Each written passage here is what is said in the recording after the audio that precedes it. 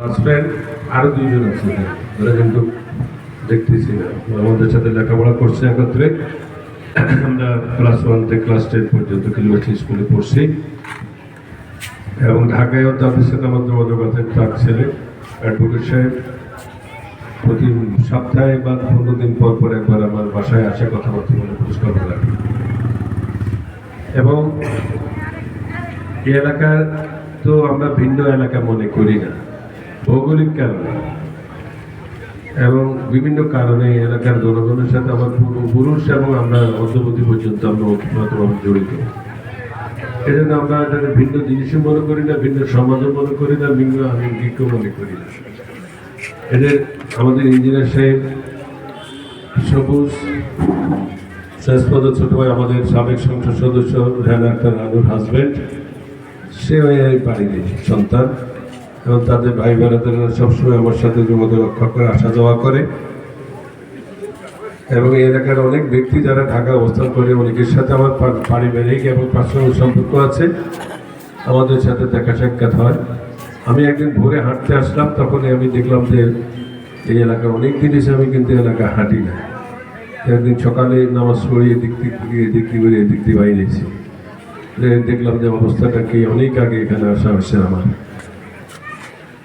আমরা অ্যাকচুয়ালি দীর্ঘ প্রায় 17.5-18 বছর আমরা বন্দি দশার জীবনযাপন করতে হয়েছে। আপনারা ভালোভাবে জানেন, বাংলাদেশে একটি অশুভ শক্তির চক্রের মধ্যে দীর্ঘদিন আমরা একটা বৃত্তাকারের মধ্যে ছিলাম, যেখানে মানুষের কোনো মৌলিক অধিকার ছিল না, ওয়াজ করার অধিকার ছিল না, সত্য কথা বলার কোনো অধিকার ছিল না, আলেম ওলামাদের কোনো বাক স্বাধীনতা ছিল না, কোরআন হাদিস মোতাবেক বক্তব্য রাখার কোনো অনেক জায়গায় স্কোপ ছিল না।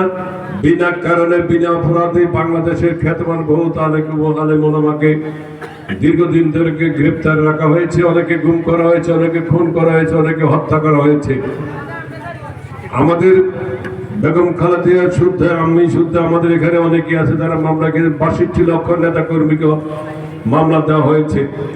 খালেদা জিয়া একটি মিথ্যা উদ্ভট মামলায় দীর্ঘদিন কারাগারে ছিলেন।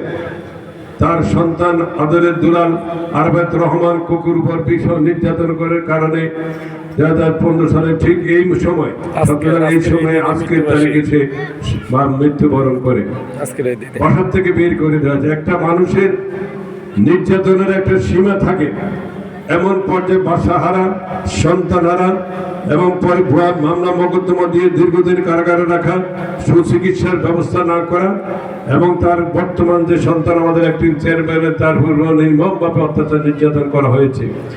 সারা বাংলাদেশে এমনি একটি বিভীষিকাময় অবস্থার সৃষ্টি করা হয়েছিল।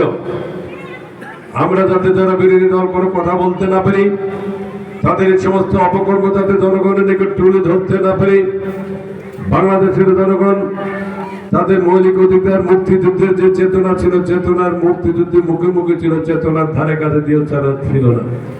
মুক্তিযুদ্ধের চেতনাতে ছিল তো মানুষের ভোটের অধিকার। 1970 সালে এদেশে নির্বাচন হয়েছে আওয়ামী লীগের নেতৃত্বে, তখন এদেশের জনগণ আওয়ামী লীগকে ভোট দিয়েছে মরহুম শেখ মুজিবের নেতৃত্বে। কিন্তু 1973 সালে যখন নির্বাচন হয়েছে, সেই নির্বাচনে শেখ মুজিবের নিজে ভোট ডাকাতি করেছেন, ব্যারাক পাপসা হেলিকপ্টার দিয়ে বঙ্গভবনে এনে তৎকালীন সময়ে জাসদের প্রার্থীকে পরাজিত করে নিজের প্রার্থীকে জয় ঘোষণা করেছেন। তারই যোগ্য কন্যা শেখ হাসিনা 1954 সালে যুক্তফ্রন্টের সরকার গঠন করেছে। সেই সরকারের মরহুম শেখ মুজিবুর রহমান ছিলেন